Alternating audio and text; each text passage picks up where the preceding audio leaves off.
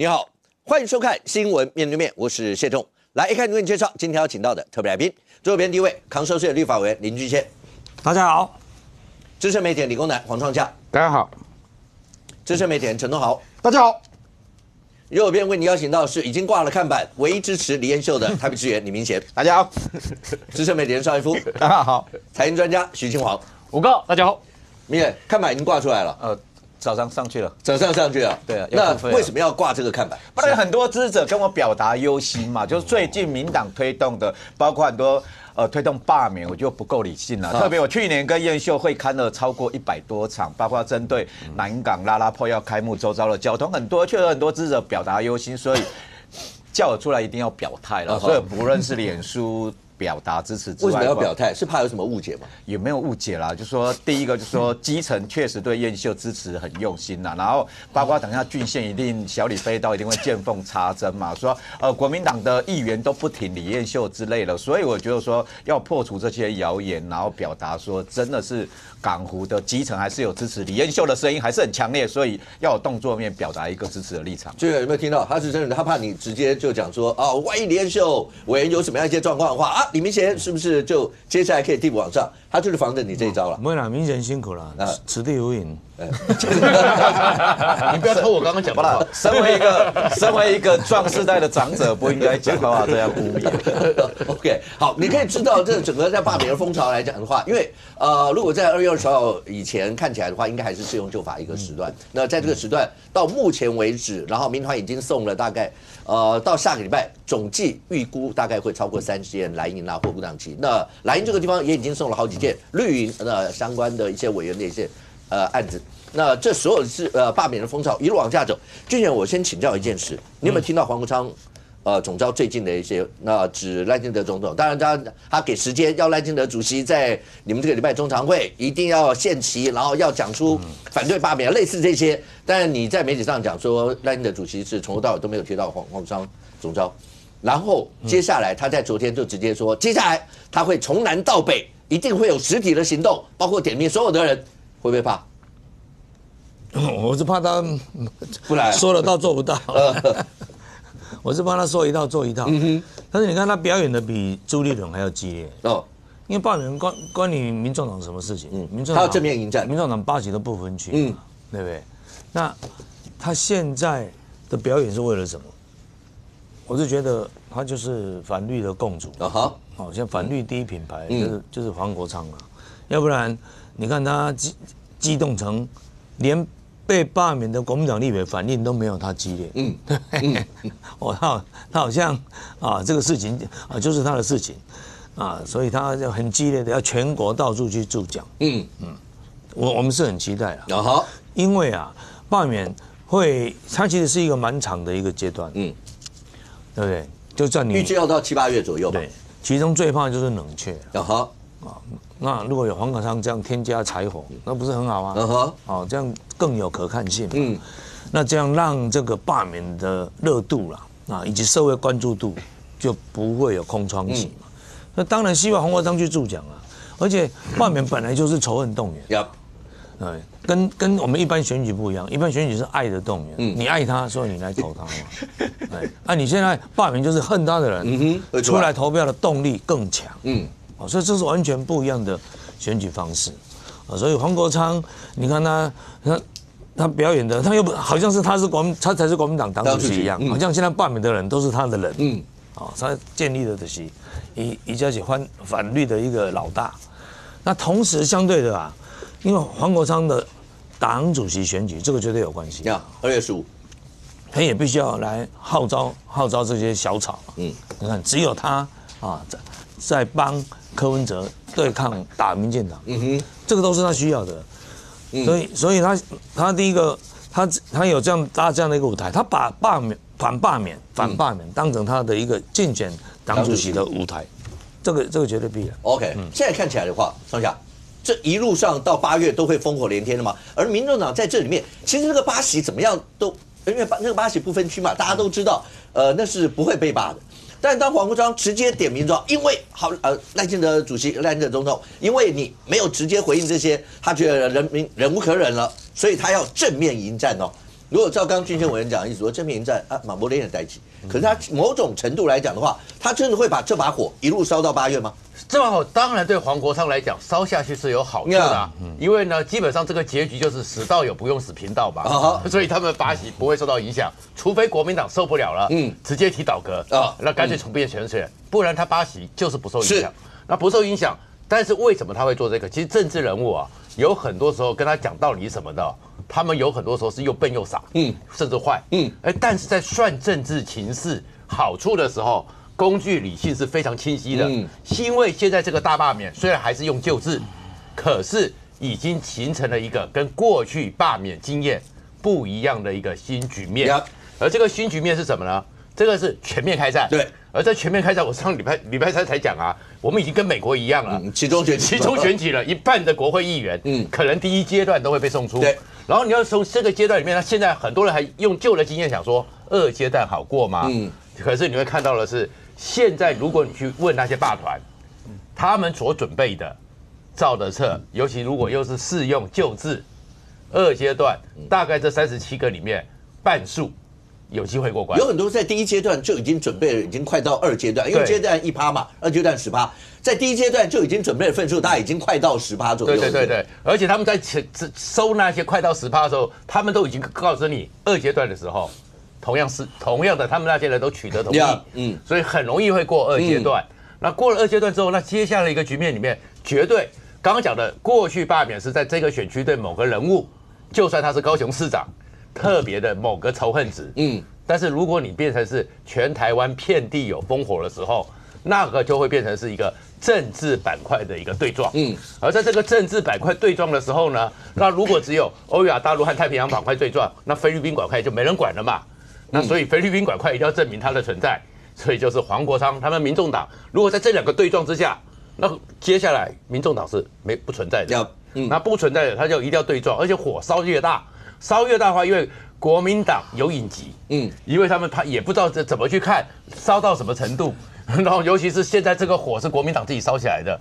到底热战是一定要正面迎战，一定热战的啦。但是怎么热战，然后会不会变成是仇恨党的仇恨值，已经不是个别立委的仇恨值？这国民党还要去盘算很多。因为现在你看，包括第1阶段送出人，我相信有很多人还不太清楚那些委员的名字，或什么类似这些。但是不管你刚刚讲到一个对党的仇恨值，或是对一些个别，譬如说，在你看到有很多一些口号是，如果要罢掉谁谁谁，就是罢掉傅昆萁；如果罢掉谁谁谁，就是罢掉黄国昌，类似这些词，也就是说有很多那个情绪的移转，就是我没有办法动你，我就动他，类似像这样。所以其实现在你从民众党黄国昌的角度来看，他逃不掉，而且这个时候跳进来的时候，他有个好处是什么？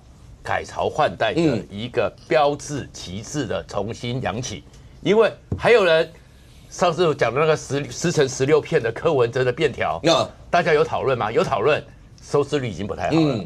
所以柯文哲的状况，在这样一个转了一个新的战场之后，社会上讨论少了，他这个柯文哲的负债，其实在政治上就会少。然后接下来呢，民进党呢也要面对一个状况，面对的状况是什么？民进党一直先前的时候想的就是精准罢免，要堡垒攻一个堡垒，然后把那个过半嘛。但是当你这个全面的时候，其实民进党那时候我好像记得有跟你讲过嘛。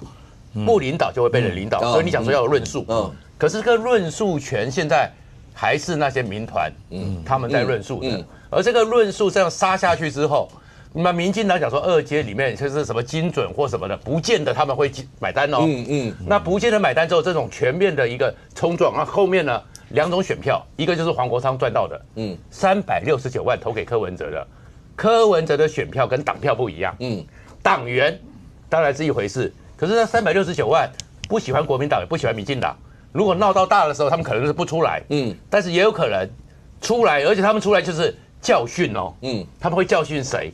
那是一个哦。然后第二个是还有很多人，包含是比较中间的人，他们其实会担心的是什么？2024到2025本来都没选举的，那现在这个政治动员这么强烈，那这个几百万的中选选票会不会出来？所以我讲说情势不同就是。过去你在基隆啊，过去什么陈柏惟啊什么的罢免，那个都是单一个人的仇恨值，你会针对个人。可是如果你的整个大浪潮卷下去，那民进党还要碰到一个压力是什么？因为川普才就任14天，全世界都已经被翻转了，而这翻转之后，哪一天烧到台湾，那民进党也要去面对川普带来的冲击，而这样一个执政党，在这个时候又要去处理全面大罢免的政治动员、政治氛围，当然民进党也有压力，不过民进党也没那么大压力啦，因为看国民党好像战力不足，其实个人还好。不过现在看起来的话，上公，我记得在礼拜2的时候，我们放了黄昌委员，那时候因为民党中常会是礼拜3嘛，他不是直接点名那个赖清德主席，然后讲说一定要限期，然后要做什么，要不然什么辩论。然后我们在放那个影片的时候，你在吐舌头，我还有问你说为什么放黄昌影片你吐舌头，你有解释一段。现在时间过了，照林轩委员的说法，就是赖清德的主席在民党中常会提都没有提黄昌3个字，接下来他就说他要正面迎战，讲了2次哦，他跟馆长那个直播，他要正面迎战，然后呢？他就直接讲，他甚或预告要协助罢免无私姚吴佩益，他要把一些 know how 要告诉那些一些包括要罢的一些民团，然后他说他们不是在挺国民党，他们挺的是台湾的民主，民众党站出来是为了捍卫民主，不是为特定的政党。如果执政党不收手，他要公布不适任的入选名单，展开全台巡回的宣讲。这一仗他现在已经直接变成，如果照刚刚创下或是刚刚俊贤委员讲的话，他现在已经变成反绿共主喽。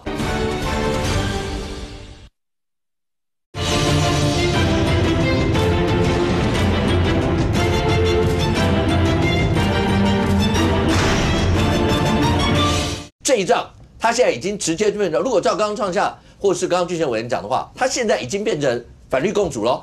他本来是来源的援军，结果这个援军变成联军的总司令，变成联军的元帅，现在看起来是这个氛围了吗？因为你看他刚才就像俊贤讲的嘛，他的风头比朱立伦还锋芒啊。另外你看，不仅是反绿共主哦。他还把自己标榜为维护台湾民主哦，他还有加了一个民主哦，所以他维护的是台湾民主，他还标榜他自己是维护民主，都忘了立法院那个几个案子到底怎么过的，我相信他也忘记了啦，他也不愿意去谈了啊，所以看得出来，黄国昌在党主席选举以及在罢免上面，其实某种程度上，你把它可以看成他在累积筹码。他会是一刀两刃嘛？一个是什么？刚才讲到说票投给谁，就是罢免傅昆萁啊，什么罢免谁就是罢免黄国昌嘛。那为什么会带这2个人？因为这2个人仇恨值超高嘛，所以他有仇恨值转嫁的功能嘛。那仇恨值转嫁的功能，这个人又出现到。台子上面，那大家看到了，会不会顺便仇恨值帮忙动员？它变成利弊衡量的问题。你等于说他的支持者会不会帮忙投你那个反罢免，我还不知道。对，但是他只要一站在旁边，仇恨值的动员，对方仇恨值或者不喜欢他强化对方动员嘛，所以他会有一个利弊。这利弊怎么去筛选 ？OK， 你说民众党的年轻选票。他可以接受国民党里面有些过去不好背景的人吗？他有没有办法去接受？是你能号召投得下去的吗？那你站上去反而有可能仇恨值大于你的帮助。所以他现在说倾囊相授，无论是罢免人家，陈柏惟的例子，国民党有经验。被罢免，韩国瑜经验也摆在那边。黄国昌有经验。黄国昌是被罢免的经验。好，那你说他有什么 know how？ 我真的想不出来啦。我真的想不出来。你今天我们刚才说，如1/4的门槛没有冷战的空间，对，那只有把票吹出来。对，我反罢免就是要把我的在立委得票数里面尽量能吹多少就全部把它吹出来嘛。喂，这有什么 know how？我不懂know how 是什么？我就是说，今天这种是很清楚的事嘛。你刚刚讲 know how 是什么？昨天那个周伟航老师在我们节目里面讲，因为他跟黄昌之间共事过很久嘛。对啊。然后我就讲说，你可不可以告诉我一下 know how 可能是什么？周伟航讲就是说，以他自己的想法，因为黄昌那时候不是有被罢免过的经验，他说那时候黄昌就跟他们分析说，放心，第一阶段一定不会过。过没多久过了，然后就来报过了，然后讲说放心，第2阶段一定不会过。过了，过没多久又来报说过了，他就说啊，为什么每次判断都错？我说那也只能讲，那好了，那状况不太一样。可是我还是不知道，如果真的这样，像你刚刚讲，国民党经验都有啊，而且这场就是热战嘛，热战就是吹票嘛。我国民党唯一要提醒所有他们的支持者是说，你要反罢免，不是你不出来投票，要投出来投票，你是要出来投票。因为热战就是要出来投票嘛。要解释的就是这个。还有另外一个就是，你如何去辩驳罢免的理由嘛？论述嘛，这论述需要黄国昌吗？需要黄国昌来帮忙论述吗？不需要吧？所以我不晓得他要提供什么 know how 了那可能就是一个把自己扮演成十分厉害的角色，那就姑且看之。我也觉得国民党里面能够从基层里面选上立委的人，你认为他们都是一般简单的人，面对都选过举人、议员选过议员、选过立委的人，今天面临罢免这件事情，难道会比黄国昌的想法来得简单吗？一定更复杂嘛。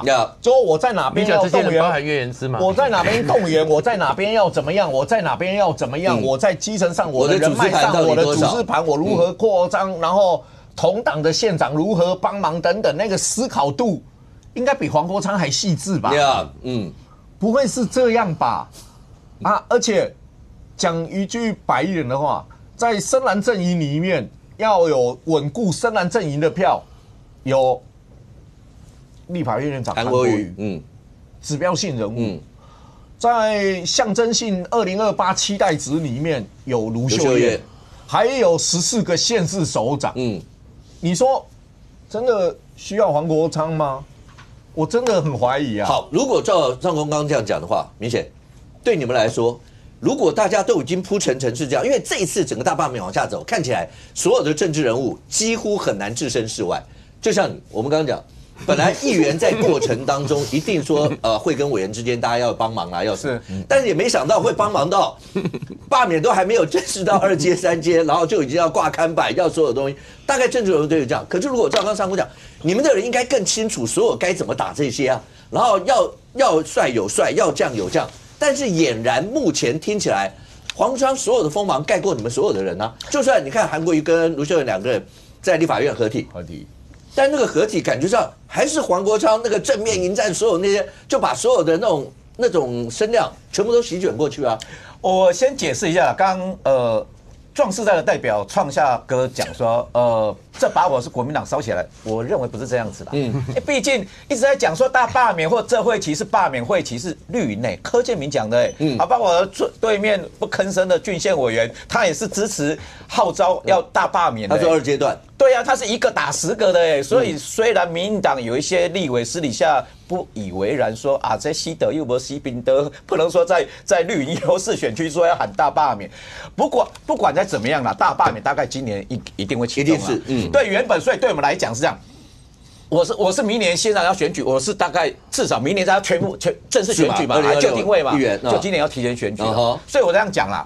大罢免是这样啦，罢免有人认为说是2024的立委延长赛，我觉得这个比例可能会低一点，会变成说，大罢免大概7、8月投票嘛，它会变成说2026的县市长的前哨战，一定是这样子的你不论要选议员的或要争取提名的青年军包括蓝的包括绿的，包括侧翼的都在动嘛。你们议员他们前哨战包不包括万一李彦秀被罢免回来选议员？没有，这个是另外一个。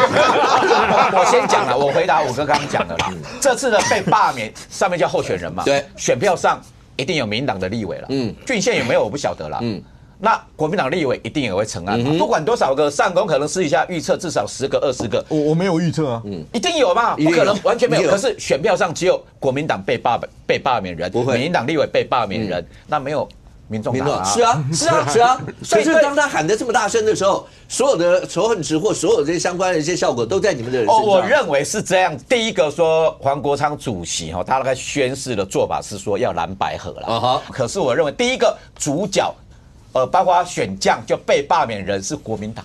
主角还是国民党，所以主战场还是国民党，因为毕竟是国民党要被罢免嘛，所以在主公事上是这样子啦。包括韩国瑜也表态了嘛，包括卢秀燕昨天去立法院，你看昨天被罢免人全部站在立法院后面了，他站在卢秀燕后面了。卢秀燕讲了一句很好啊，就说最近包括执政党来攻那个总预算的部分，卢秀燕只有一句就顶回去啦。那民进党拿到史上最高的总预算啊，结果还不能做事，这不是很夸张吗？那第二个，包括张善政最近也邀请，包括桃园要被罢免的立委全部参叙了，所以包括张善政啊、卢秀燕啊，甚至蒋万安在春节期间也陪了巧芯他们去发春联、发福袋，所以蓝营的先赏立委会动起来，就是说打团队作战呐。那至于说要友军的部分啊，就是说我主战场我在打攻击的时候，我打阵地战的时候，我那呼叫友军请支援，白营就来支援嘛，大概态势会变成这样。OK， 俊伟，那国民党还是很傻的啦。因为第一个黄国昌他选党主席，我说他利用这个舞台选党主席，这个大概没什么问题啊。但你党主席要做得稳啊，黄国昌的第一个考验啊，就是2026的选举。那重大考验在哪里？在议员。蓝白马上会有矛盾。黄国昌他把自己的能量冲高，那他是反绿的一个象征。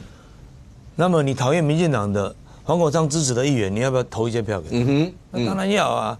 黄国昌的党主席做得稳，就是议员要选得好。如果议员选惨了，黄国昌是要下台。黄国昌现在是在吃国民党豆腐，因为这个蓝白一定会矛盾，一定。所以说李明贤有可能被他吃豆腐。那他就吃国民党豆腐。你像，所以我们现在喊的罢免，类似像这种仇恨动员，罢免李彦秀等于罢免傅昆萁。罢免李彦秀等于帮助李明贤。好的。有时候中文能力不太好啦。那所以像黄国昌用的就是在侵蚀国民党，在偷吃国民党的基本嘛。因为你会出来反对罢免，就是说你现在国民党的支持者就很始终的支持者，他当然不愿意被他的立委被罢免。那你黄国昌把它搞成政党对决，那黄国昌搞成政党对决，他其实是拉他民众党的支持度。那民众党本来就一人政党嘛，那像柯 P 李爱光呀，他要顶替这个位置，他还是要一人政党嘛。那黄国昌，你选党主席有什么好高兴的？如果你明年2026年那个议员选垮了，你还不是要下台？因为他说要党团嘛。对，那党团也就在每一个地方带最少6度，最少要有3席。所以国民党很快就会发现你让民众党壮大第一个伤害的就是国民党的基层，因为议员是很重要的人才培育的一个地方嘛。那你现在如果整个反罢免的这个舞台秀聚集在黄国昌身上，国民党有什么好高兴的？那不是友军的。早晚要改海游戏。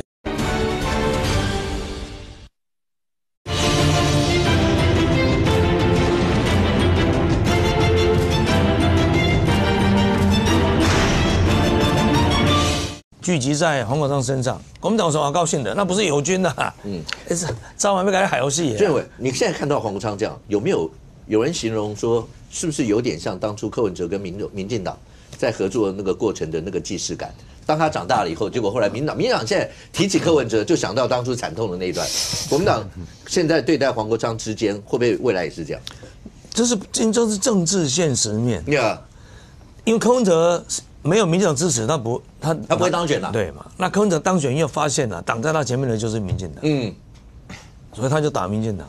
黄国昌也是啦。黄国昌现在就是要借国民党力量壮大自己嘛。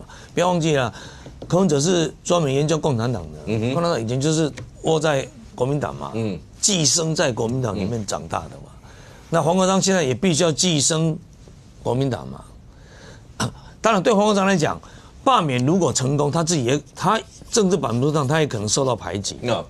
比如说，你只要罢掉2席，假设民进党2席取代，那民进党就变国会最大党第一大党，那黄国昌就不能演戏了，他就不能不投票来掩护，用比如说以后的国安法案如果修啦，党产条例啦，就是黄国昌他现在可以一定要表态，他非表态不可，基本上给不赢嘛，我8席都没倒，其实是掩护国民党的，国民党因为国民党票比民进党多嘛，那如果只要2席罢掉，那这个魔术数字就逼民众党8席，每一次投票都不能缺席，都一定非表态不可。OK， 那如果6席被民进党取代，那8席就废了，那就绝对多数，那8席就变成废物了。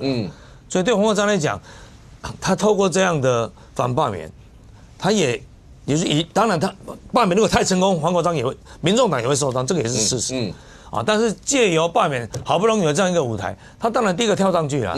那如果黄国昌壮大，国民党要想的是，当黄国昌大到一定程度，民众党地盘在扩充，那谁会受伤害？明显有没有会受伤的感觉？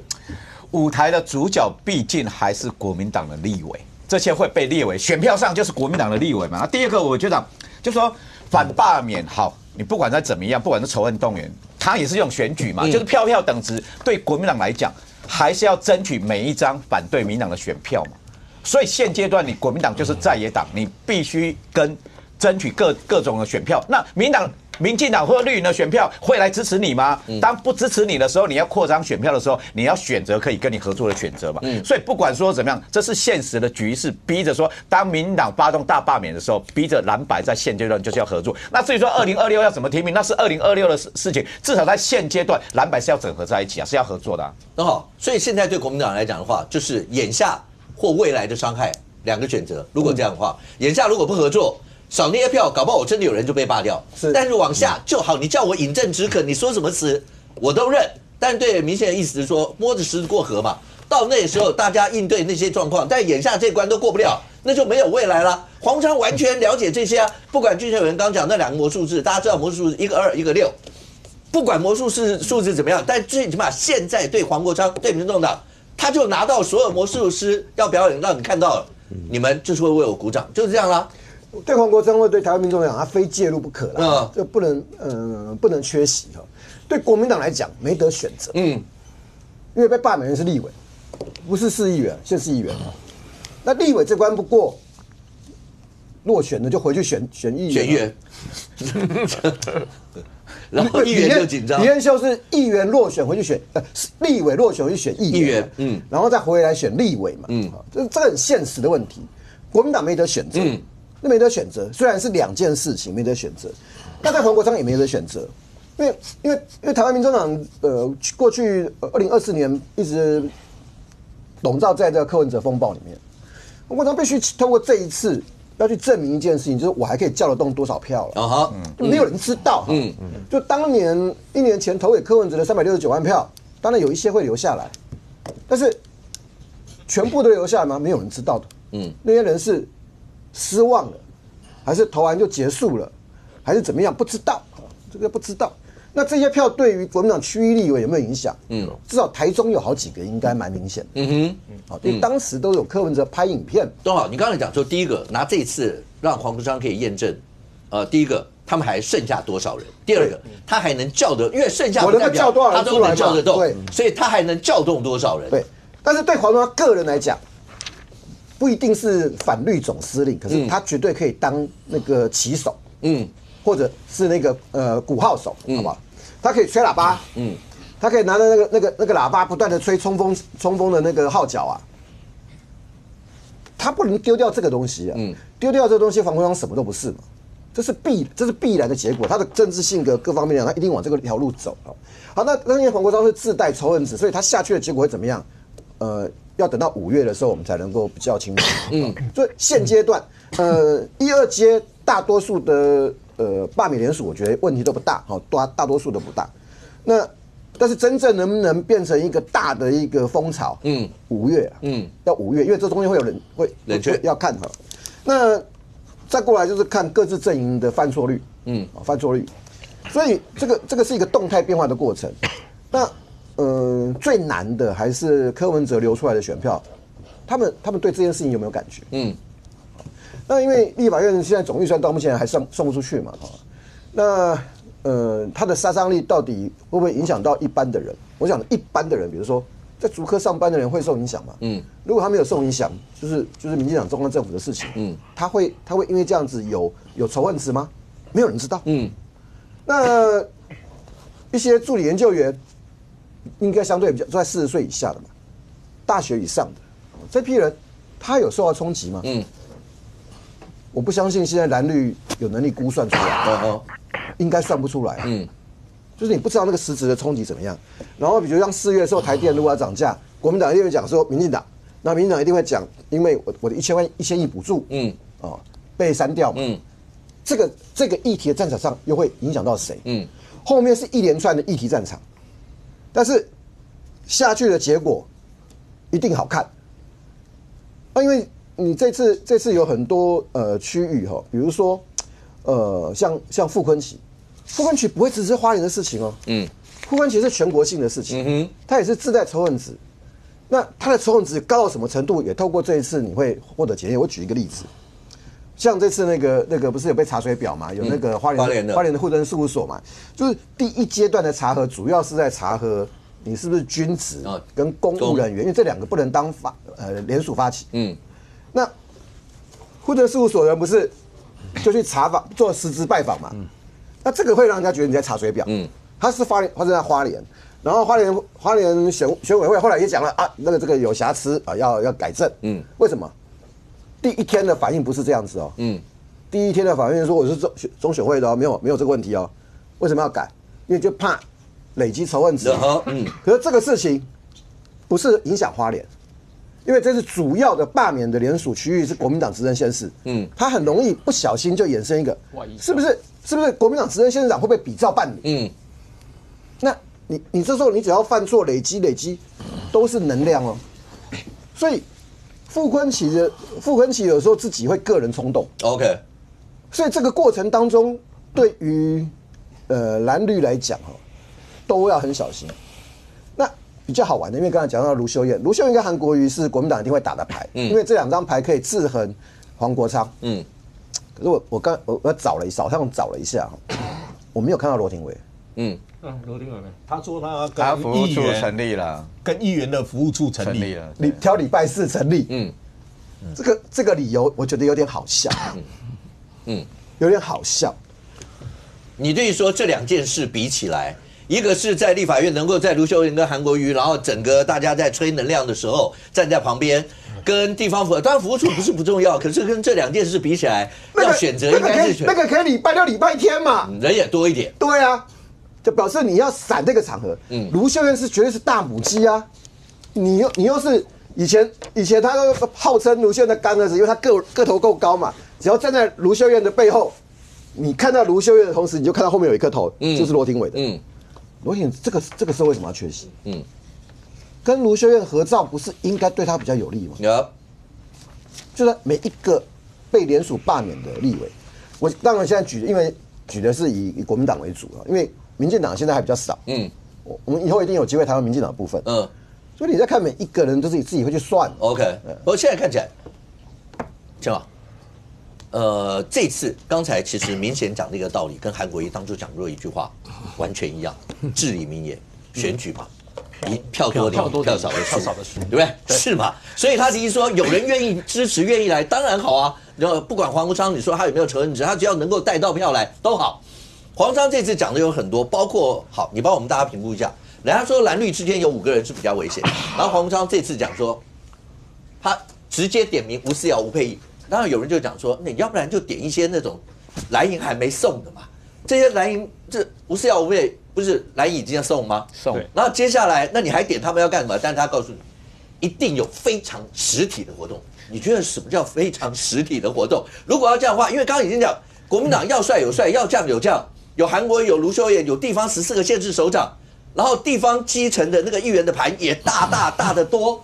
那到底为什么黄国昌要用这样的方式？你能够解释出来那个实体的活动有什么是大家想不出来的吗？没有大家想不出来的，就是他们大声公，然后到现场去这个大力的去呼唤要罢免这个吴沛忆，然后呼唤要罢免这个吴思瑶。那这件事情呢，其实它分2个部分来看就是说以我在看的话，它其实有几个意义啦。第一个是像我们现在绝对不会讨论到有一个人叫做蔡壁如，现在正在抱怨说党内选举不公的事情。黄国昌的这些大动作，蔡壁如是上节目，然后在谈现在党内的选举制度对他不公然后说这里面有很多人在做手脚这整件事情你有听到有人在讨论吗？没有。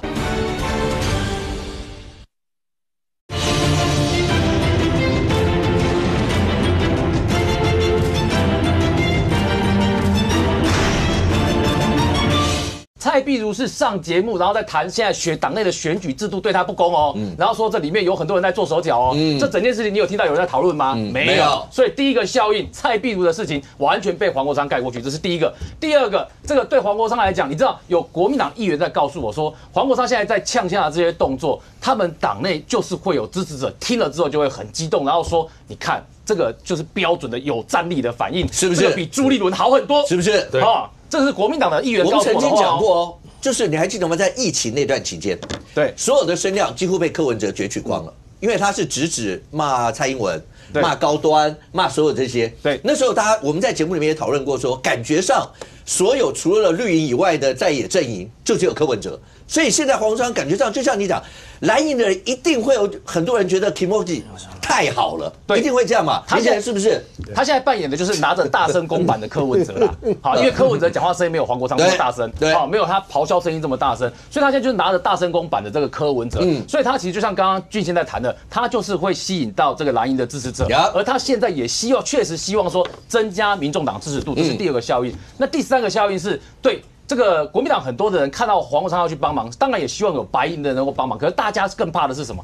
大家其实私下我有听到有人怕的是，黄国昌如果去的话，会不会不断的在提醒对方的阵营，有人要来帮忙，你们要赶快集结起来，就提醒罢免的公民团体，你们要一直注意这件事情。你知道罢免这件事情穿透性，我觉得很有趣哦。就我最近在看罢免这件穿透性的时候，因为这一次国民党在删跟动预算的过程是得罪很多团体，比如说原之得罪的团体之一，得罪很多的追星族，他得罪了追星族，你知道追星族的社群跟我们想象都不一样，很多的追星族啊是追某一部大家很喜欢的韩剧，我们就共同组一个 LINE 的群组，那个群组里面有好几千人在里面哦。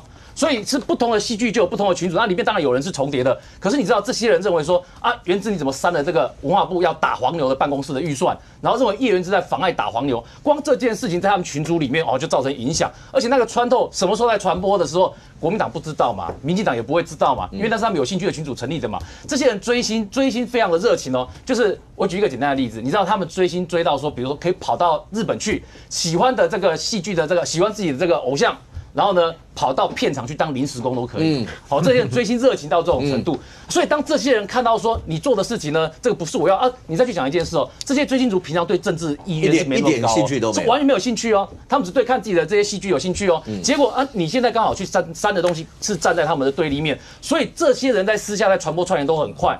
所以你黄国昌要去帮忙啊，你又不是跟他们站在同一挂的，所以你要去帮忙的讯息呢，他们现在觉得啊，你跟我们就不是同一挂的，那当然你就激起他们会去凝聚在一起。所以现在穿透到多少社群，其实大家是不知道的，你知道吗？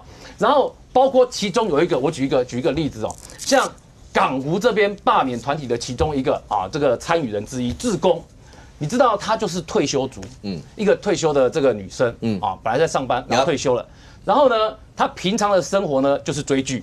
退休后生活就是追剧，然后他也是看到这一次呢，就是你们又动了公视的预算，你们又动了文化部的预算，然后他觉得在这个情况之下，他被逼出来的，所以等于说你会发现这是被逼出来的，有多少罢免团体穿梭在哪里，你根本不知道，所以他会动出，我觉得在这一次蓝绿不同板块的有一群会出来投票，就是义父哥在讲那一块啊，我最近感受特别多，因为我最近遇到几个人的共同点都跟追剧有关系，还蛮多的。没有，我举一个例，追剧他们恐怖到什么地步，你知道吗？他们有一个韩团的女团。他们把他韩国的所有演唱会里面拍成纪录片，在台湾的电影院那个上映，一个群组里面马上号召有没有人要去看，马上可以点出人数以后直接包场。你看他们的动员力有多快？我一直以为你是壮世代，没想到你跟年轻人之间的连接这么强。因为我儿子去了。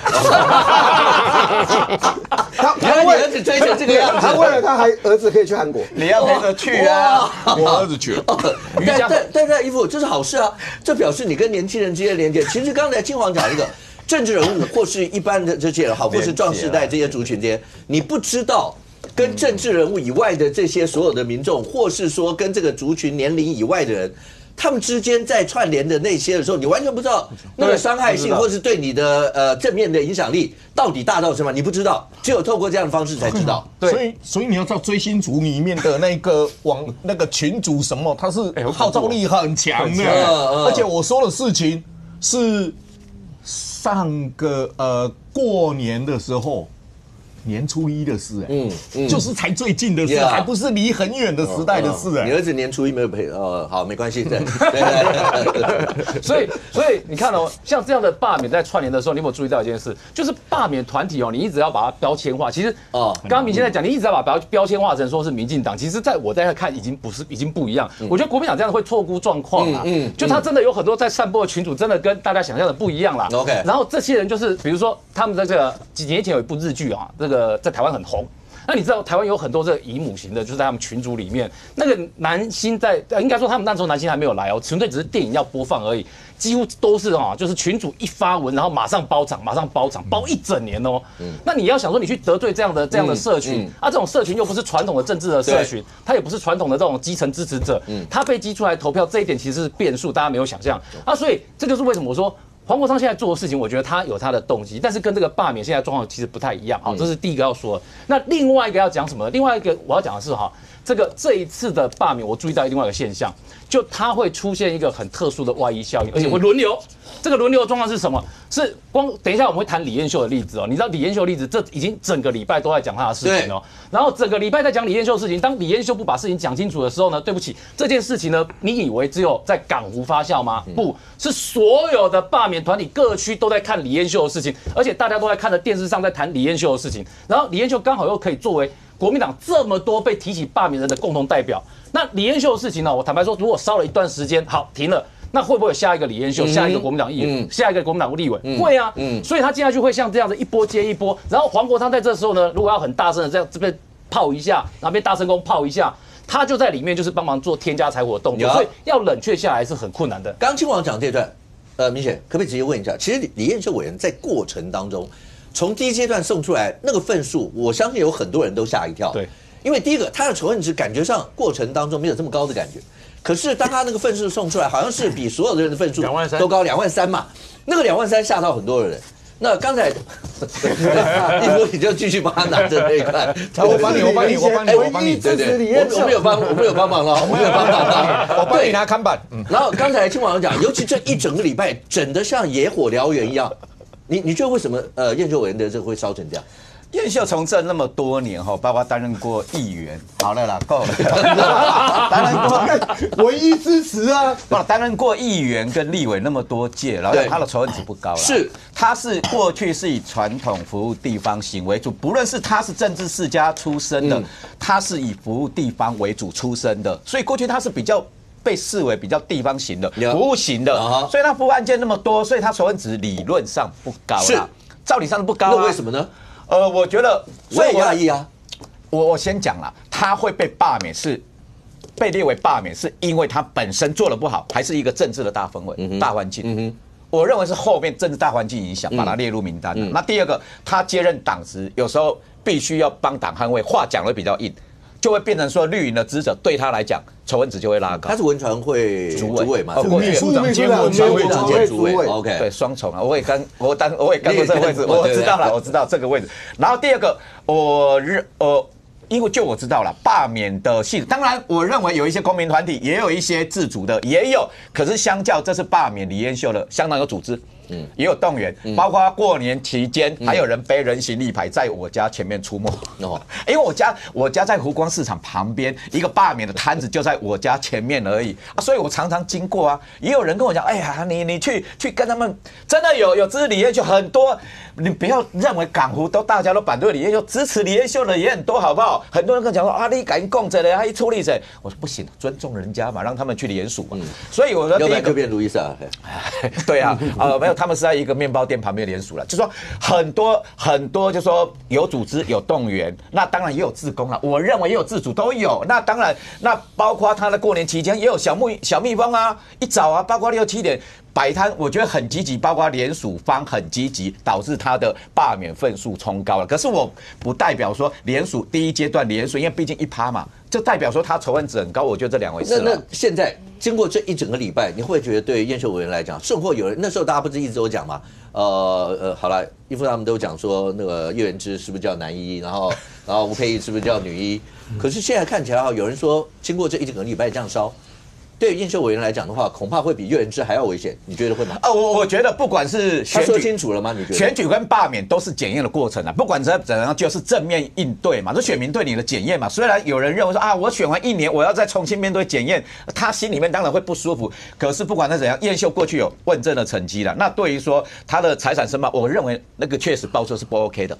他回来，因为我就有了解，应该是我们录影当下他回到台北 ，OK， 他毕竟春节期间他去看女儿嘛，他回来，我认为说他对这部分要解释清楚，我觉得说，当然他也认为说他愿意接受行政裁罚了，这些要解释清楚，要澄清外界的疑虑了。来，秦王，这整件事情会烧成这个样子，你刚刚盛慧讲到不是港湖地区哦，他盛慧会在全国各个地方会这样烧。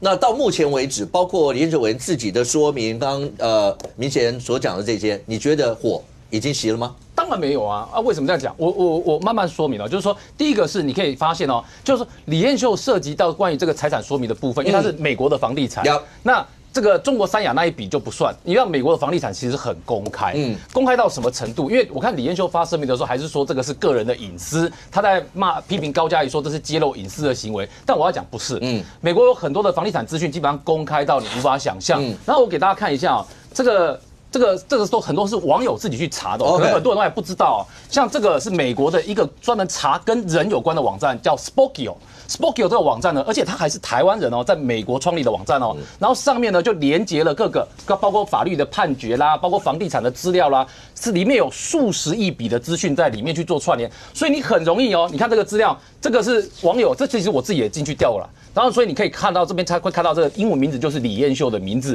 然后呢，甚至在这边告诉你什么呢？你看这里的资讯，他就告诉你他的地址，然后告诉你他出生日期在1971年的12月，这就是彦秀委员的出生的日期啊。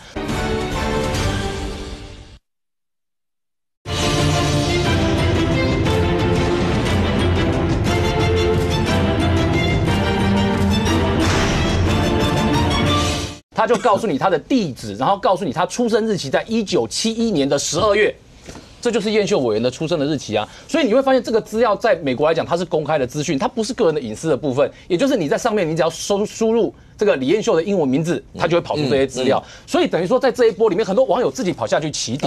那我把它做了一下整理，其实它最有争议的房产的部分，其实大概就是4件。那这4件我们一个个给大家看一下。第一个，这个呢就是申报出问题的状况，就是这一间在尔湾的这一间的房子啊，这个你可以看到它是5房，然后5套卫浴，然后6900平方英尺。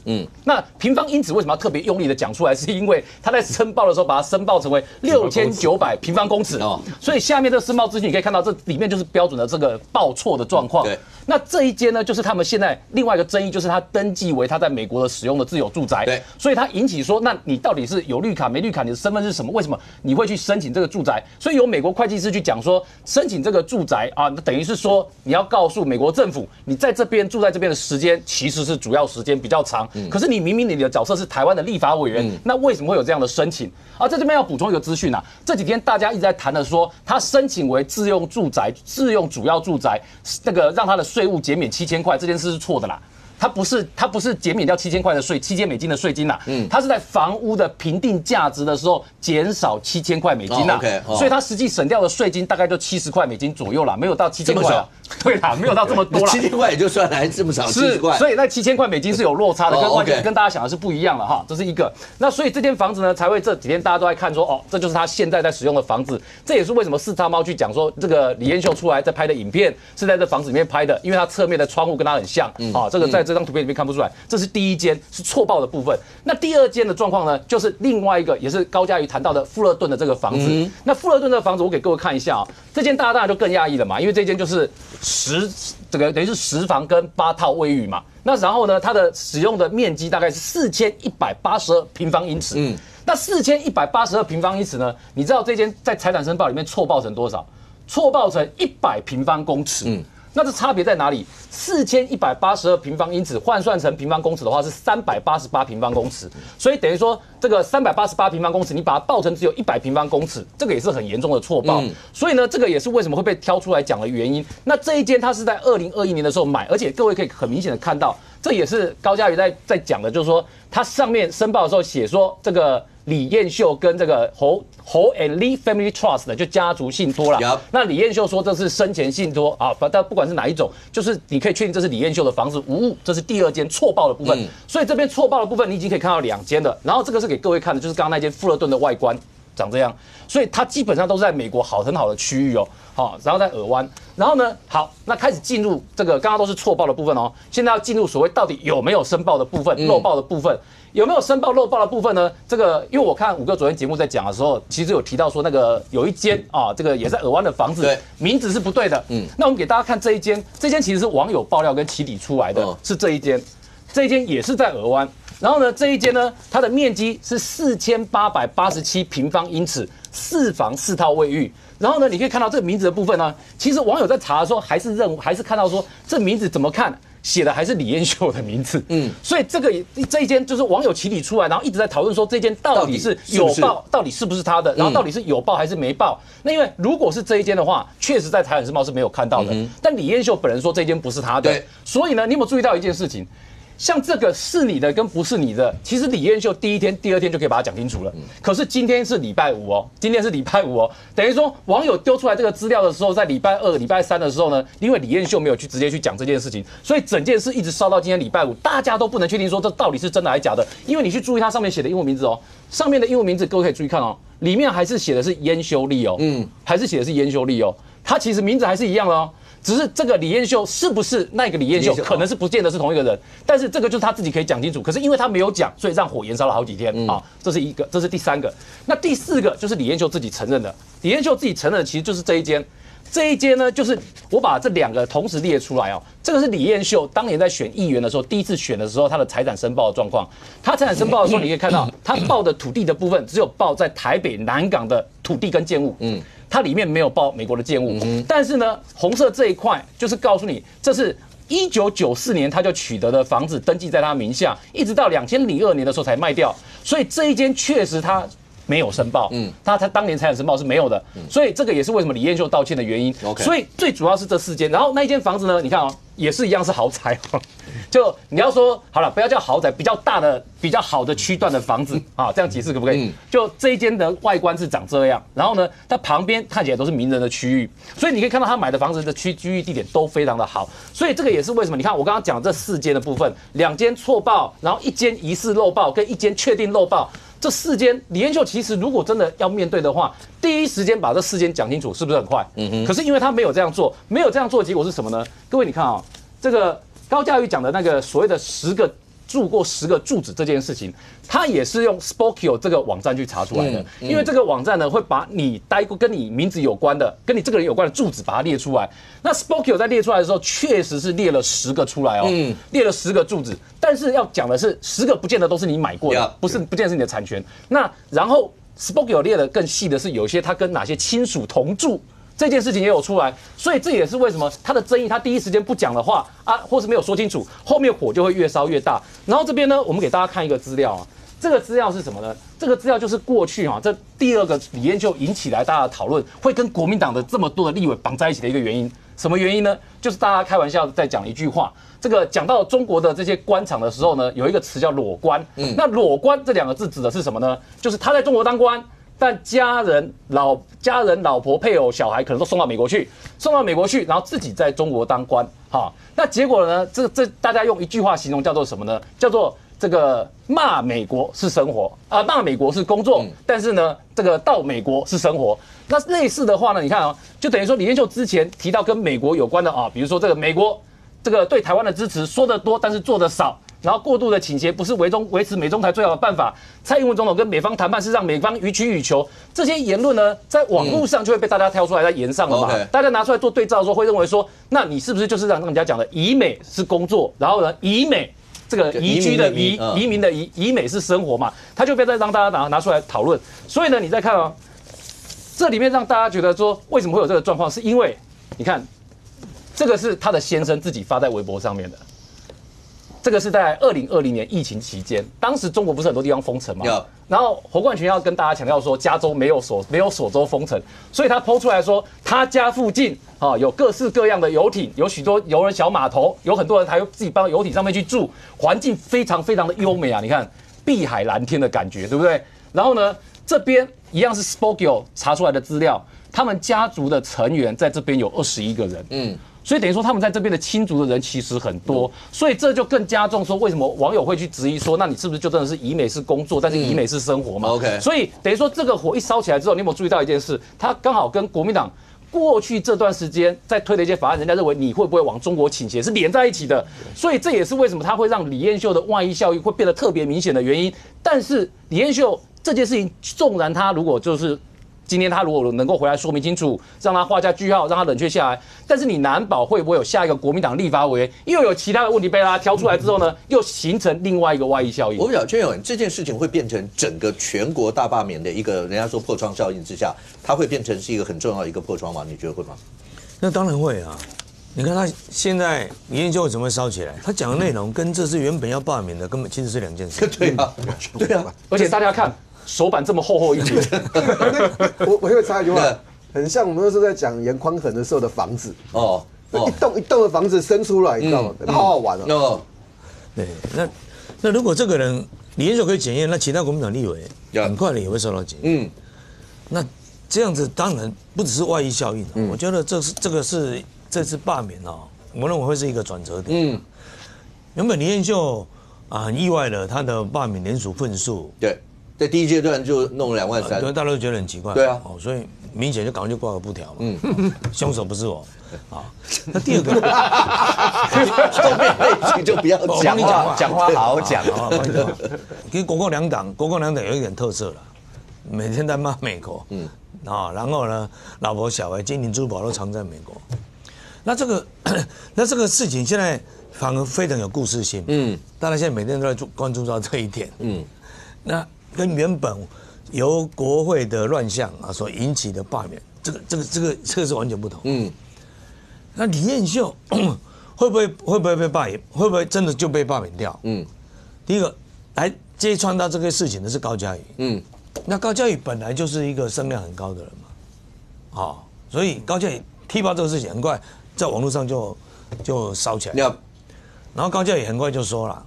他讲的比明显更彻底。他说他不会参加补选，大家用力的把李彦秀罢掉，他不会参加如果李彦秀被拉下来，他不会参加立委补选。那意思是说他不是为了自己，对，他不是为了他自己未来能够参与补选，所以才来替补。被征召呢？他是不主动争取，对，他不争取，对呀，他不主动争取被征召嘞。不管嘛，我们不清楚，但至少他有这样讲嘛。就是说明显只说不是我杀的，他杀了以后，我都帮你讲话，我讲那如果以这样的话。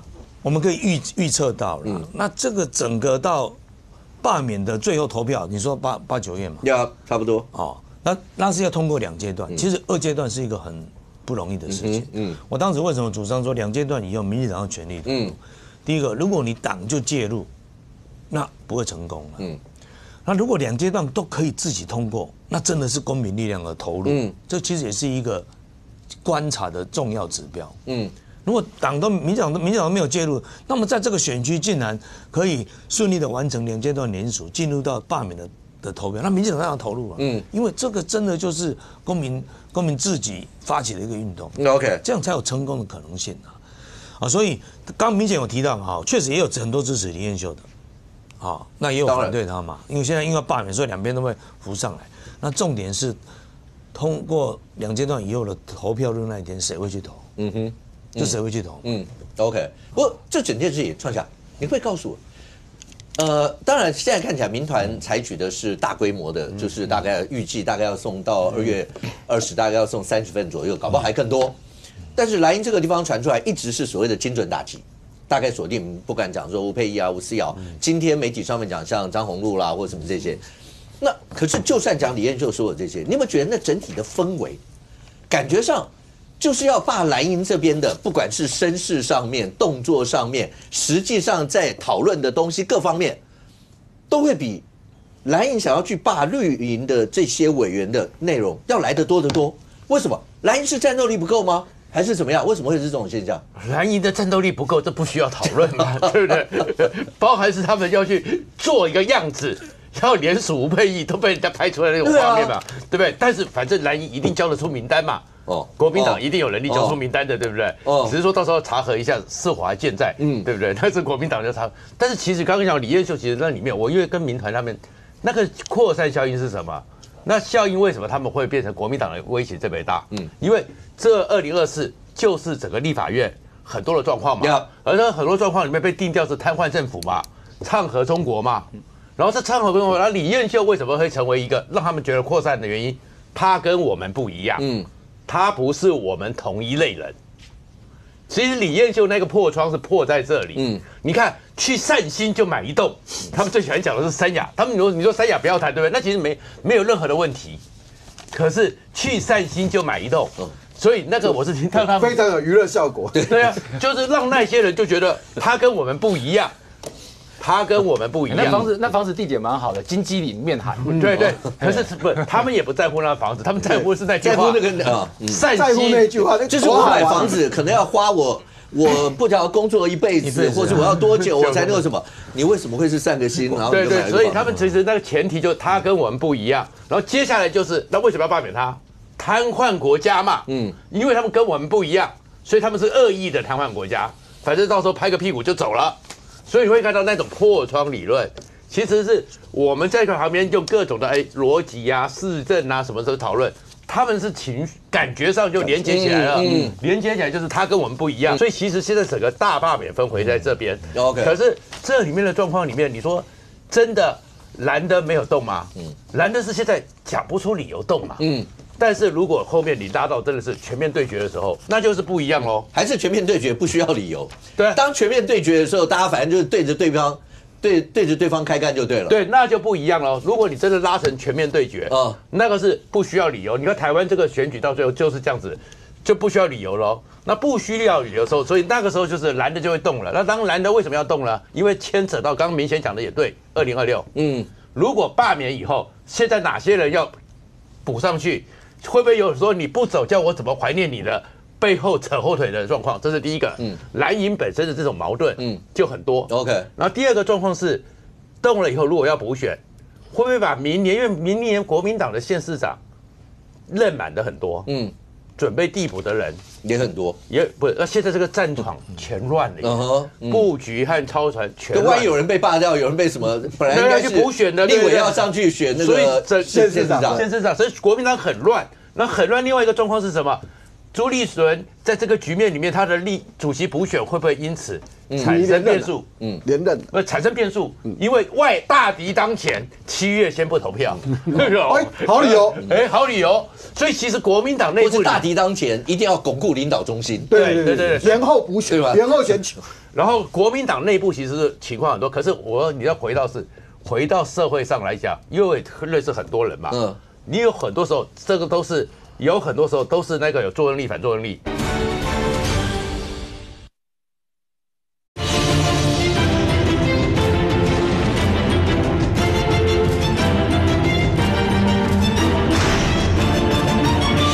因为大敌当前，7月先不投票，好理由，好理由。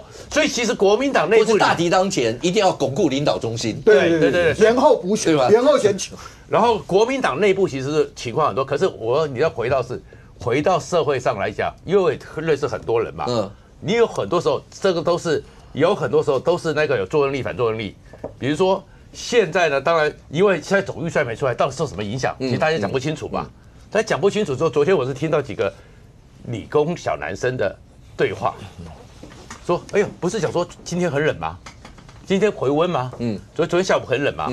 结果有人就说，那应该是说是不是气象署的预算被删了？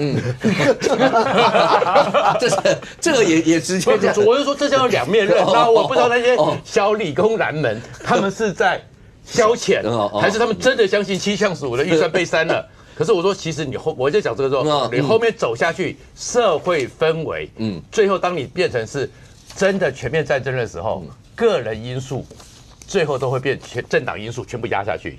义父，可不可以请问一下，刚才其实有时候在选举的时候，大选区里面像议员这种选举，其实真正的敌人不是其他党的，真正的敌人是自己党里面要去竞逐的。对。那刚才创下有提到一个。那个你不走，那个爱恨情仇，对，你不走我怎么上去？所以你看，最近有很多国民党的议员，昨天那个詹委员也讲说，明贤贴了那个看板出来以后，他也要拿看板。那因为他也被媒体上面写说，他那个选区里面包括巧芯啦、洪威啦都是。他说他还要一次贴2个嘞，然后就表示他唯一支持这些委员。然后不要讲李博义，每一次在这个郡县也考 C 过。那如果要是罗志强，然后有没有什么样的话啊？博义要不讲，博义就一定要在节目讲没有。我从头到尾都只是支持罗志祥，什么类似这些，所以其实那个之间的那个美嘎嘎非常非常的微妙。譬如像李彦秀跟不管是邱美莎家族、明贤之间说，所以明贤要马上贴看板吗？那怎么办？那邱美莎也要贴吗？所有的在地的议员都要贴吗？费鸿泰委员跟那个巧芯当初那一场大战，大家历历在目，所以这些包括他们的支持者在这里面会怎么样一些动向？都会可能有影响啊！我觉得大家，你像这边选过举的就2个啊。其实选举的时候，我们常看到一个景象，就是说同党的人选举，我没有选，比如说李明贤选举，那我的庄脚就会来问说这一次投票怎么投？我选的话一定投给我，其他你们随便。这个是什么意思？就是不要支持啊，感觉你们自己决定。对啊。就没有可支持可不支持啊？那反过来，今天如果有人就问了一些议员说这个罢免案怎么处理啊？你们自己决定就好了。这是什么？这个意思代表什么？我不想积极介入。对啊。那到底哪些县市会发生这样状况？我不知道啊。但是被质疑的人，当然就会陆续的去做一些适度的表态嘛当然，某种程度上，这些能够当上立委的票数，其实就算被罢掉，要选议员当选的可能性还是很高，很高，还是很高啊有人立委落选以后选议员，民调最高喊告急，底下的倒一片。大家都很紧张，回忆这件事情的时候，你说大家会不会某种程度上也会觉得算了，你还是不要回来选议员，想办法帮你挺住吧。对，好好讲话了。听得出来我在讲你们选区不要含沙射影，你又不是郡县，就说希望你好好挺住嘛。对啊，不要乱了我们本来的现在这一局。不是，没有这么权谋。万一被罢掉，大家谁要接班，又是另一场厮杀战争，也未必会是我啊。所以我先把你拱在那边。想来，如果你被罢免掉，我们同选区竞争对手还有人比我强，那干脆你还是留在那里好。你还是留在那里。你不是这种心态哈，你留在那里就好。没有，他是这种啊，你还是留在那里啊。我干嘛要吭声啊？我干嘛对号入座了？所以你说。罢免它是一个还掺杂着恩怨的问题嘛，还掺杂个人的恩怨问题嘛，还有生涯规划，还有你就讲一句最白一点呢，你当议员的时候，你跟那议员关系好不好嘛？那你跟议员关系不好，议员全部都不动，你就很危险嘛我在影射的是我们的选区，对，很明显听得出来，明显你也听得出来，你住哪个选区？板桥、板东，所以南一那个选区了，他会罢免张宏陆了所以他会有一些里面的眉眉角角嘛，但是有一个问题就是说，同党之间，其实有很多是那个要表态，但是那表态是不是心甘情愿在论？就是说我一定要表态一下，好。就像选举的时候，你会发现人家说那个谁跟谁不合，谁不会去支持他，他一定要去站一下台。站完台以后，你从此就没有再看过他。有很多这种现象嘛。那意思就是说，有人在讲了，我要表示说没有，我不是这样，我会站台。但问题是，我们常说的站台是一回事，我们要看底下你有没有动你的人去帮忙。我记得有一个民进党的大佬。曾经帮过陈水扁2度选总统的，其实他说了一句话蛮妙的。他说：“我帮你，我100%帮你，你会知道；我80%当那个支持你，我有办法让你知道，当做我100%；我有办法50%帮你，也让你知道我是100%帮你。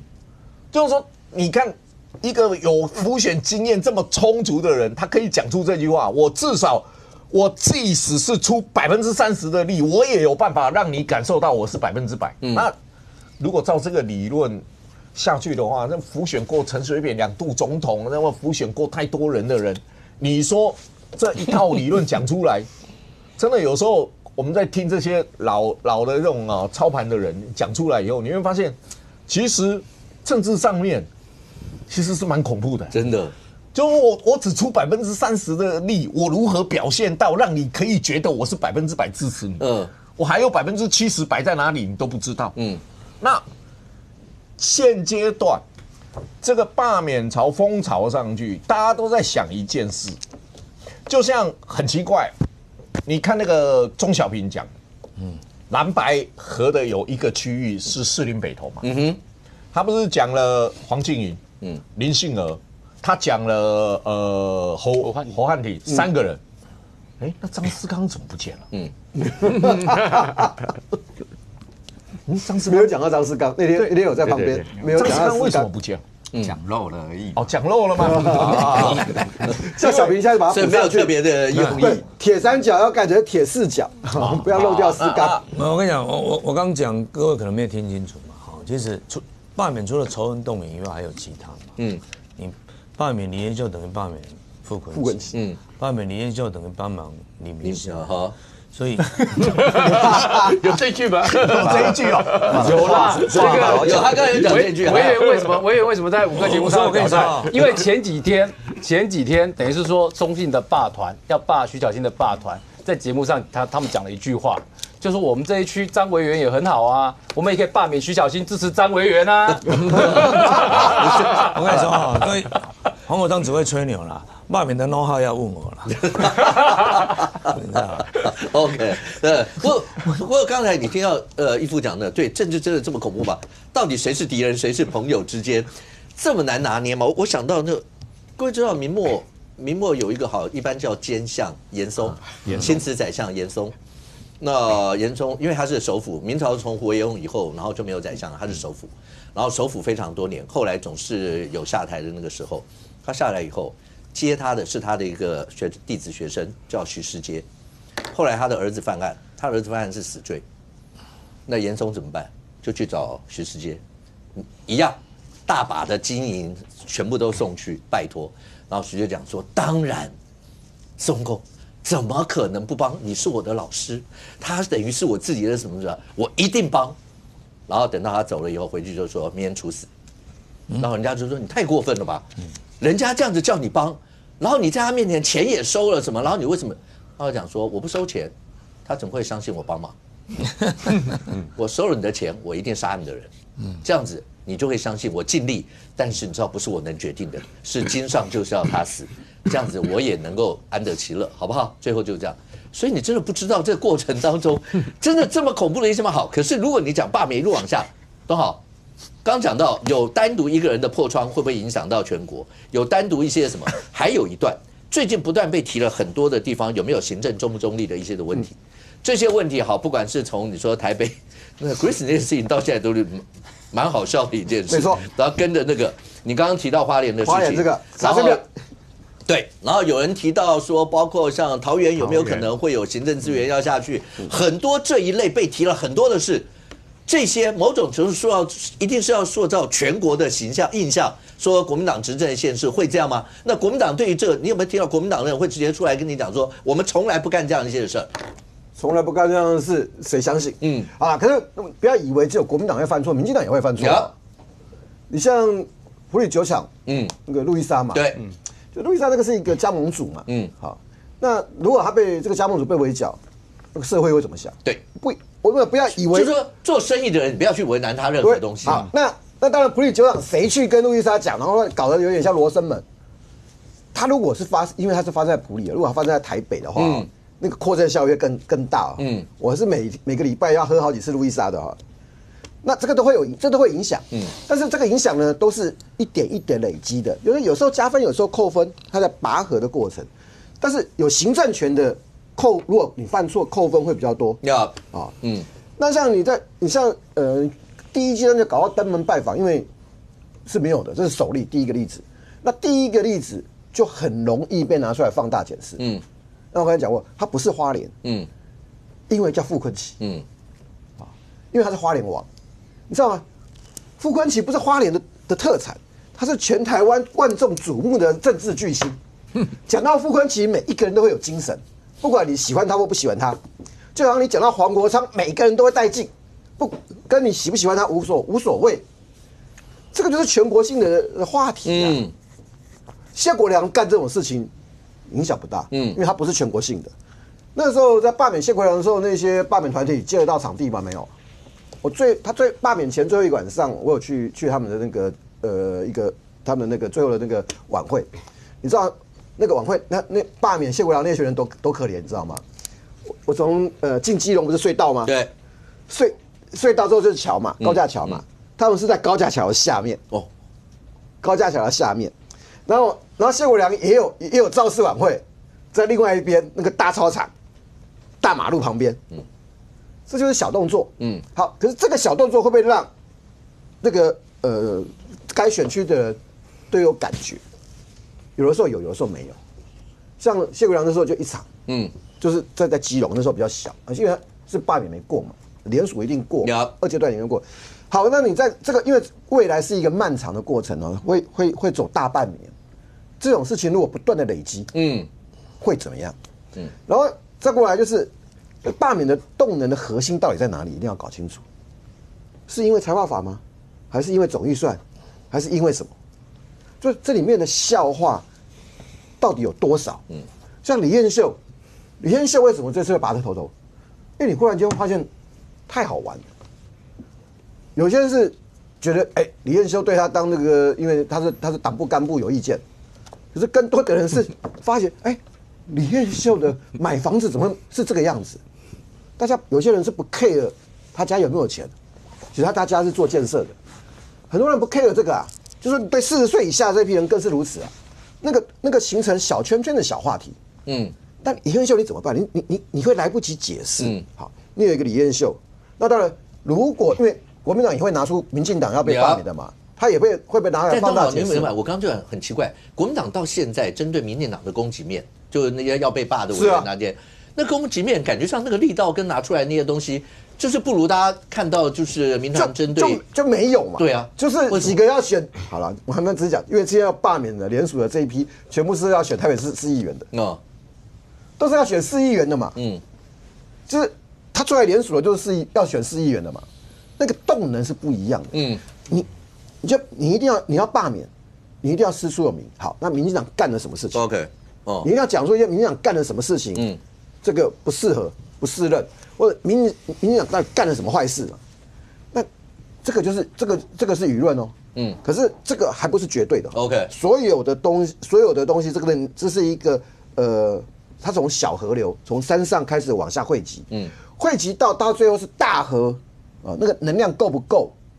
你要等到5月的时候，你才看得到。不过东华刚这样讲，明显就为什么你们的攻击力道或各方面，然后东华哥讲就是没有嘛，你们的要提的人，有的人是要选市议员的，那民进党这边就是没有可以让你们提出他们到底不适任或什么这些，是这样吗？第一个我来讲说，我先举例罢原之啦，原之我常常跟他同台，我们都问说你被罢的理由是什么？他说就是赢太少。对啊。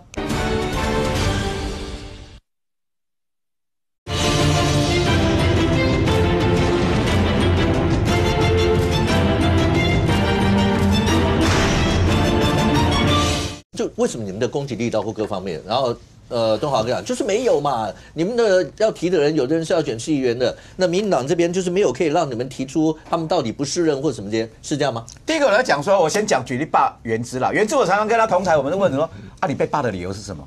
他说就是赢太少。对啊，不是赢2000多票，是因为上电视太大。你不能很感叹吗？说原之有可能你被罢免理由是因为你秃头，你的发际线太越来越高，就说你不是这理由很瞎吗？你锁定被罢免，好，你原之说干到天怒人怨，然后地方没有服务，然后说我怎么样，理由列出来嘛，就说你这个人不适任，列出来嘛，就说列的理由就说因为得票率过半赢得太少，只赢2000多票，也就被罢免理由。如果是成立的话，隔壁区的张宏陆也成立啊，宏陆也只有赢4000多票而已啊，所以。不能以票数多寡，所以刚刚我认同那个东豪哥讲的，师出有名嘛，那列出理由出来啊，否则说哦把他卡掉了，然后我就可以代替他了。拜托。郡县接下来有可能要选台南市长啊，他上去之后，底下人市议员想接他的棒啊，所以多少人想把他拱上去也有啊，不能用权谋的方式啦。所以我觉得罢免是这样，就变成是动员啦。那接下来也有啊，不是只有台北市而已啊，新北我们也成案啊，还有包括板桥的，还有包括那个苏巧慧也送案啊。台中的针对蔡其昌，我觉得在这次的12强里面表现在球迷之间。蔡总机大家对他评价很好啊，可是，一样他也被送啊。请问一下，对他的理由，他自己都觉得很好，因为那个台湾熊用的春联吗？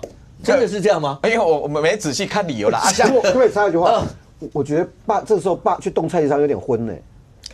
因为他会跟球迷连结，那一块是，尤其是又讲到什么那个台湾省用春联，那个是没有颜色的，一个追星族，一个球迷千万我觉得碰球迷，这个时候蔡其昌跟球迷的连接度很高，我觉得很危险所以现在说所有地方罢免，你也不能说只有说啊这一些是那个因为他做的不好还是什么，到最后我觉得成案是啊，第一阶段大家要过没问题。那第二阶段到底政党力量有没有介入？所以变成说，如果最后到沉淀期的时候，到5、6月联署才是关键。我同意东豪最后讲了一句了，减少犯错了，总预算。譬如说，大家来讲，最近我在网络看他讲说，哦，停电洗你仔呀，这样哈，1000亿没有补，拜托，电价连涨3年了，连续3年，2022、2023、2024都涨10几%，加超过30%嘞，所以涨电价也要怪在野党，不要闹了好不好 ？OK， 不过从一开始大家看到说，当民众党的代理主席黄国昌直接讲说要正面迎战，然后很多建委，请问一下，25号左右开议，对，民进党，你在媒体上我有注意到，你在媒体上说你会提案要把壮世代促进这个法案要废止掉，会提吗？当然我一定要提啊，一定提，我都写好了，对不对？你想，哪有立委干这种事情？你就把那个东西壮世代注册商标，你不是不能推这种东西啦，然后你逼各部会。所有的银保名字都要用你的壮世代，那以后标案谁赢得过你？而且他已经成立很多的协会啦、公司啦什么的。那过去也已经跟政府要了一堆标案，但是他上次不是被张基凯给出卖吗？张基凯不是说是卫福部的有一些的机关署媒体的一些宣传，是不是都被友台拿走了？他已经拿了26%还是多少？26%，那再加上壮世代以后就过半了。爆米花那一家公司了。对啊，所以这个像这个，他说放弃，但是你们不愿意单纯放弃，要就把它给废掉，就把它废掉。所以你不要以为这个事情呢，这个跟罢免会不会有关系？其实都有关系。也就是说，在接下来的整个罢免会成为一个类似社会运动。那丢进去是什么东西？像李彦秀，他美国的房子其实跟一开始罢免的出发点也不一样。壮世代这个事情也是嘛。那这个社会上，基本上台湾从来没有这么广泛的第一次的大罢免，这从来没有。而且我刚刚有提过，罢免的投票性质是很奇怪的。比如说了哈，你要再讲一次，没有 no 号了 no 号。如果你爱你明显，你就不要，你就在家就好了嘛，你什么事都不用做。你不要在这里骗通告费啊！假设等下制作单位不会给你签了，你就不用去投票嘛。这个就是啊，我要降低那个支持李彦秀的投票率。所以到时候的投票其实是有很多 no 号。黄国昌只会吹牛，他不懂啊。黄国昌当时的 no 号就是他快被罢免了，跟民进党求救。他的 no 号只有一波啦。把民进党拜托搞倒卡去了。所以像这种这么复杂而且这么广泛的投票，这是台湾公民社会的一次的训练。那其实我比较观察了，还是我的主张。那到底有哪几个选区靠公民团体的力量就可以通过第二阶段？第二阶段是10%联署，对，很不容易。国民党那几个现在丢1%的，绝对不可能拿到第二阶段。你说国民党丢民进党的那几个1%，不会过2阶段，除非国民党要更清楚的全党投入来动员组织要进去，否则国民党组织，我跟你讲，那马上第一阶段组织就进去了，对啊，不然那个摊位怎么联署得到？而且国民党会被质疑，就是说，因为有人去观察，发现他根本没有人在排队啊，评审没有人啊，那你怎么会送得出来？不要忘记国民党过去几次的罢免呢，他后来被剃掉的、重复的、死亡的，同一个笔迹写的，都占了几10%了。啊，这个就是你政党投入跟公民团体自发性很大一个不同。所以我们现在就是冷静观察哦。你其实个别立委，国民党个别立委，我认为他也在看这个了。那看到底是真的公民团体自发性的发起能够联署会不会过，要有多少？那国民党中央他现在也很难拿捏，面对罢免也很难拿捏的地方。你不能说啊，国民党中央现在什么事都没干，那到底你是要冷却他？你是要冷？对不对哈？怎么可能冷却得了？现在都已经……那如果不能冷却他，那你要怎么样去投入他？那你投入他的话，如果再激发那种仇恨，你要知道是仇恨的才会出来投。像菜市场里面也有很多支持李明显的，我只要他不出来投票就好了。每天骗冬高飞骗得太凶了。我是讲 no how no。OK， 对不对？可是刚才为什么会提到壮世代，然后包括吴承荣委员过程的这些？小王，第一个，北检分他在案嘛，对 ，OK。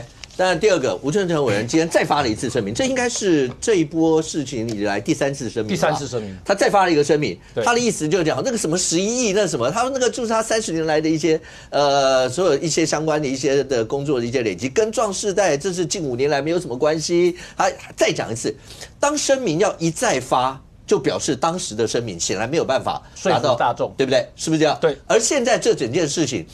除了他，大家更关心的是，为什么黄国昌是代理主席，他不愿意去针对这件事以民众党身份去做其他？当然，他有出来讲，他讲的意思就是说啊，你们当初大家都站在旁边拍照啊，然后这些事情标案都非常清楚啊、透明啊，但这些对他们来讲不会伤吗？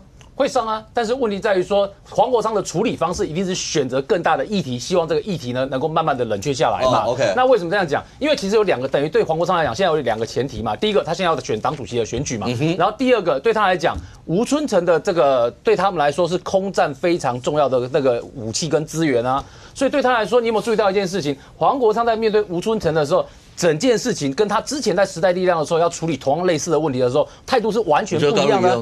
对啊，高露雨用他处理得很快啊，就直接切掉了。但是你会发现对吴春成的时候不行这样处理啊。所以对他来说，如果这个大前提的话，那现在啊，如果吴春成是不能动的，那不能动要怎么处理呢？不能动最好处理方式就是找一个更大的议题，把这个议题带过去嘛。但是显然这个议题，我觉得他要带过去也不是很容易的事情，因为各位。因为壮世代的事情冻结这么多的政府预算，冻结了2.05亿，这是事实。然后冻结也就算了，冻结的理由还非常的荒谬，因为要人家把名字都改成壮世代，这是大家觉得不可思议的嘛。然后甚至要人家把这个提出跟壮世代有关的专案出来啊，你要人家提跟壮世代有关的专案，你不就是等于要这些行政机关同时把资源拿出来，然后开成各种的案子标出去吗？那标出去之后，请问是对谁比较有利？各位。吴春成就算放弃了他的商标，他的协会没有放弃，他还是有家壮世代叫公司哦，所以他是有协会又有公司，而且他还想搞一个什么第3人生大学啊，这等一下义父哥可能会讲。所以你会发现吴春成想要的东西很多，然后呢，这一些行政机关如果当时真的配合吴春成去做的话，那这些里面对他来讲，哇，这个对都是他开的公司，但是呢，其他人要像他一样有优势，可以先拿到这些资源，拿到这些钱，你没有他的条件嘛，所以这就是大家引起争议的原因嘛。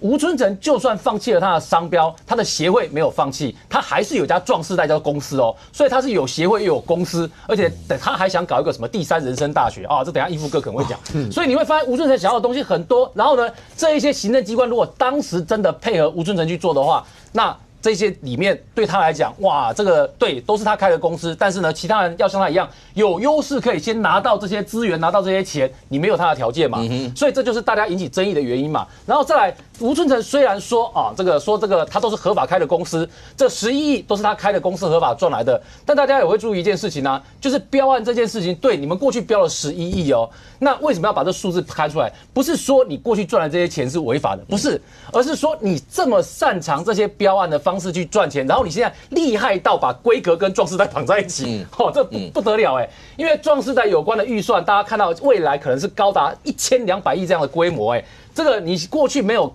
绑特殊规格的时候，就可以这样子11亿了哦。那当你可以绑特殊规格，哇，都是壮世代学院、壮世代协会、壮世代公司，都是先经过你的相关系列的历练的话，你等于在标这些1200亿的案子里面，你都有先前优势所以这也是为什么大家会拿他的标案出来讨论的原因。可是你有没有注意到一件事？吴春成是没有针对大家真正的核心质疑去做回复的啦，他那个是打歪球说这都合法的公司啦，然后再来，我发现很有趣哦。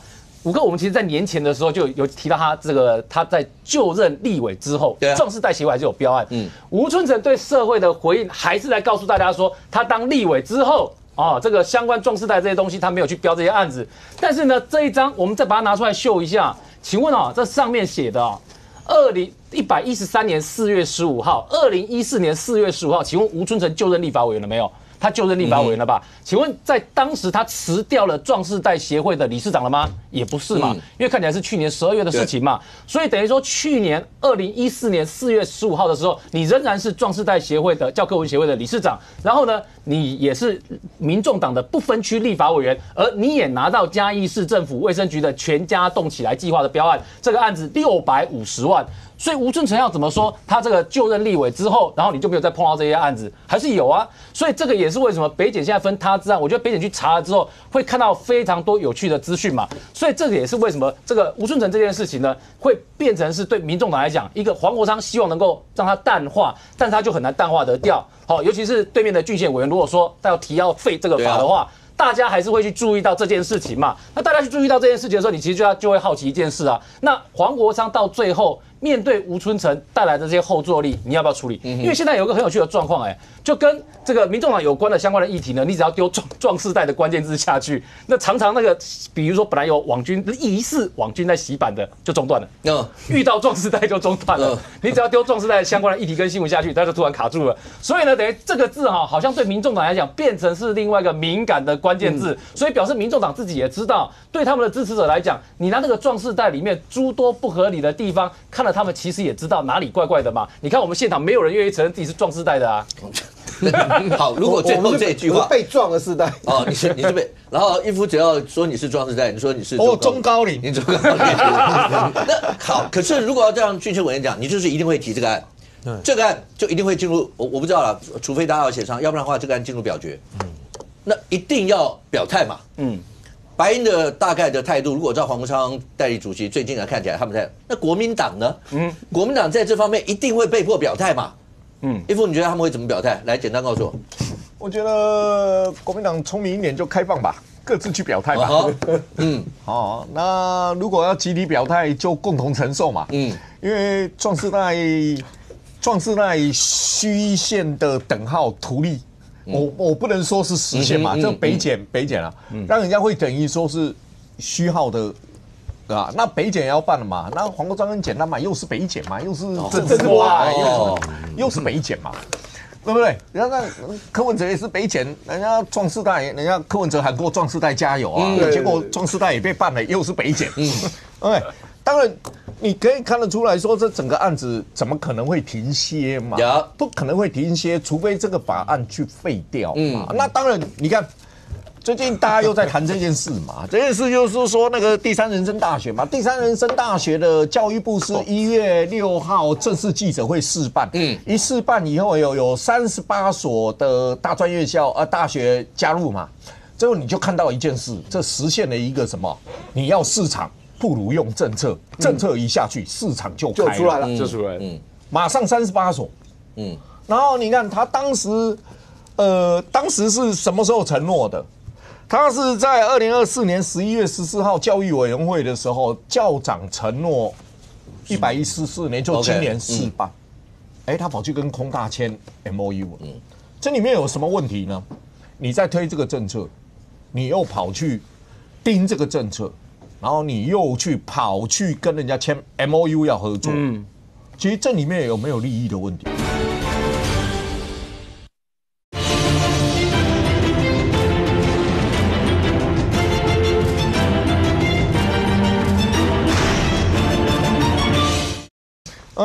当然，你可以看得出来说，这整个案子怎么可能会停歇嘛？不可能会停歇，除非这个法案去废掉嘛。那当然，你看最近大家又在谈这件事嘛，这件事就是说那个第三人生大学嘛，第三人生大学的教育部是1月6号正式记者会试办，一试办以后有38所的大专院校大学加入嘛，最后你就看到一件事，这实现了一个什么？你要市场，不如用政策，政策一下去，市场就出来了，就出来了，马上38所，然后你看他当时是什么时候承诺的？他是在2024年11月14号教育委员会的时候，校长承诺114年，就今年试办。他跑去跟空大签 MOU，这里面有什么问题呢？你在推这个政策，你又跑去盯这个政策，然后你又跑去跟人家签 MOU 要合作。其实这里面有没有利益的问题？因为第三人生大学。其实也是标榜55岁又有财富可以念大学的，反正就是壮世代的延伸。OK， 所以吴征成曾经说过嘛，大概他在1-2年前他曾经说过嘛，壮商机啦，他用壮世代商机啦，要提前部署，他不是提前部署，他是超前部署。对，他20几年的时候，2000几年他的那个商标登记，那他还没当立委就已经商标登记了，所以你看到他的超前呢，而且你看现在又实施了他推出来的新概念第三人生大学，那55岁的去念大学，壮世代的延伸，你看他开创了多少商机，他马上又去签 MOU。如果这件事情等到立法院开议，如果要是林宪委员他们提了这，明显国民党。我可以想象出来，他们一定会一天到晚问着国民党的委员，你们到底要怎么样表态，怎么样这些，你觉得该怎么回最好？我觉得应该好好听听立法院火花石的建议。不然，因为法案的部分当然可以调整啊，我觉得这有讨论的空间呐。就是说，这部分当然立法院立法不能自己有认为说被人家外界有质疑的地方了，该修正还是要修正的。不过，我觉得壮世代不要污名。不能把这个词把它本来这个词是中性的一个词。是啊，因为双北今年还要举办世壮运啊，世界壮运动会，我有报名啊。对啊，是壮年运动会，不是壮世代运动会，请你不要污蔑这个运动会，你也不要污蔑壮世代这个名词啊，壮世代不要再用了啦。我觉得有疑虑的该调整就要调整啊，法案的部分至少还有调整的空间。OK， 多少30秒？你觉得根本就不要再用了？就根本不要再用。反正呢，黄国昌如果要去这个帮国民党辅选，一上台，那大家就想要壮世代。那个壮世代一撞下去，到底是吹票吹哪一边的票我都不知道。变32壮，对啊，32壮啊。到时候撞倒的是谁，真的很难讲啊。来撞一下，30秒。当民进党提案之后，国民党最大的事情是要把傅崐萁啊，这个什么翁小玲啊安然后，不然到时候国民党会更惨。尤其是翁小玲。OK， 好，那未来到底这个法案，如果照军委员讲的话，25号开议，民党会提了以后，那各方是怎么样一些的回应？我想大家会盯着看。而现在看起来的话，对大罢免这个时代。似乎是真的已经来临了。未来到底有多少份会进入到第2阶段，生活到第3阶段去投票？我们大家拭目以待。非常谢谢现场所有来宾，也非常谢谢观众你的收看，希望面对面，我们下周见，拜拜。